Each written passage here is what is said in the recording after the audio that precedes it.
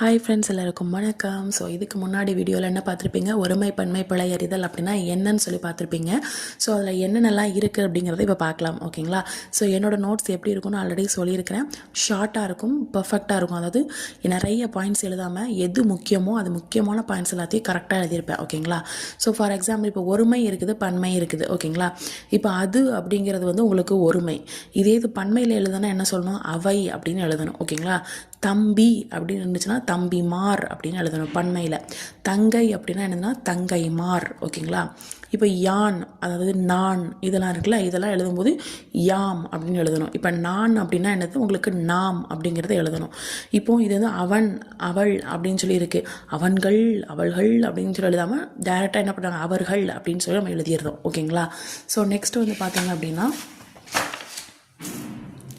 இப்போ வந்து அவைதான் ஓடின அப்படின்னு போட்டிருக்கு. இதில் வந்து நமக்கு என்ன பிழை இருக்குதுன்னு பார்க்கலாம். அவைங்கிறது நம்ம இப்போ என்ன சொல்லியிருக்கேன், பன்மை அப்படின்னு சொல்லியிருக்கேன். அதுதான் ஒருமை. அப்போ அவைங்கிறது உங்களுக்கு என்னது, பன்மை. ஸோ அப்போ இது பன்மை வரும்போது இங்கே தான் அப்படிங்கிறது வந்து உங்களுக்கு தான் அப்படிங்கிறது வந்து ஒருமை. சரிங்களா? அப்போ பன்மையில் எழுதணும்னா எப்படி எழுதணும், தாம் அப்படின்னு எழுதணும். அப்போ அவைதான் ஓடின அப்படின்னு சொல்லணும். ஓகேங்களா? ஸோ நெக்ஸ்ட் வந்து பார்த்திங்கன்னா, நீர் தான் கொடுத்தீர் அப்படின்னு கொடுத்துருக்காங்க.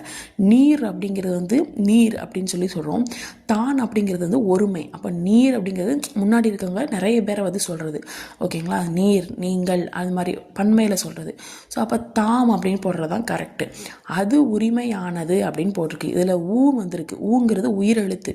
அதாவது ஊ அப்படின்னா உயிரெழுத்து வந்திருக்கா. உயிரெழுத்து வந்துச்சுன்னா இங்கே என்ன வரும், அது வராது, அஃது வரும். அப்புறம் என்ன பண்ணணும், அஃது உரிமையானதுன்னு சொல்லணும். ஓகேங்களா? அவை அன்றுன்னு சொல்லக்கூடாது.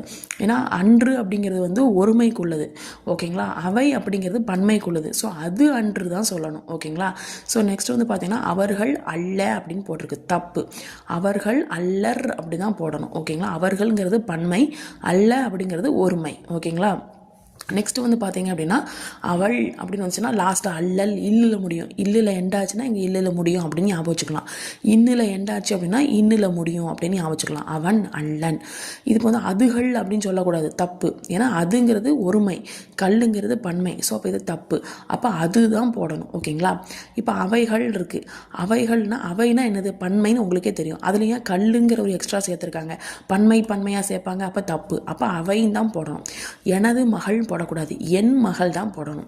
சில அறிஞர்னு போடக்கூடாது, அறிஞர் சிலர்னு போடணும். யான் தான் வந்தோம் அப்படின்னு போடக்கூடாது. ஏன் அப்படின்னா யான், நான் இதெல்லாம் வரும்போது நம்ம என்ன பண்ணணும், யான் தான் இங்கே, அதாவது இந்த ரெண்டில் மிஸ்டேக் இருக்குன்னு நினைக்கக்கூடாது. லாஸ்ட்லேயும் பார்க்கணும்.